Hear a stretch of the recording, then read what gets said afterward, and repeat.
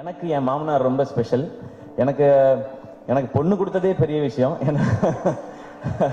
நான் என்னோட தாய் மாமா தான் அவங்க. இருந்தாலும் எனக்கு வந்து நிரந்தரமான வேலையோ அதெல்லாம் எதுவும் இல்லை. டெலிவிஷன்ல இருந்த காம்பேரர் ஒரு எபிசோட் பண்ண 4500 ரூபாய் கிடைக்கும். இப்ப பாலா ஏஞ்சலின்ல நிறைய வாங்குறாங்க இப்ப விஜய் டிவில. ஏன்னா விஜய் டிவி வளர்ந்துருச்சு. இவங்க இந்த ஈவெண்ட்டுக்கே எனக்கு தெரிஞ்ச லட்சத்துல தான் வாங்கியிருப்பாங்கன்னு நினைக்கிறேன்.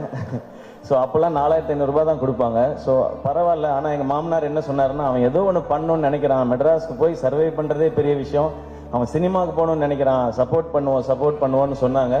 எனக்கு இன்னைக்கு மேடை பார்க்கும் பொழுது நான் என் மாமாவுக்கு, மனோர் மாமாவுக்கு தேங்க்ஸ் சொல்லணும்னு நினைக்கிறேன். இந்த மேடையில் அவங்க தான் எனக்கு தைரியமாக சப்போர்ட் பண்ணது. போடா ஏதாவது ஒன்று முயற்சி பண்ணுறான், அவன் பண்ணணும்னு நினைக்கிறான், பண்ணுறா பார்த்துக்கலான்னு சொல்லி. ஏன்னா அவருக்கு வந்து ஒரு 43 வயசுல எங்கள் மாமாவுக்கு ஹார்ட் அட்டாக் வந்துடுச்சு. அப்போ அவர் பிஸ்னஸ் எல்லாம் விட்டுட்டார். ஏன்னா அவருக்கு 2 பொண்ணு, அந்த 2 பொண்ணுங்களை பார்த்துக்கணும்.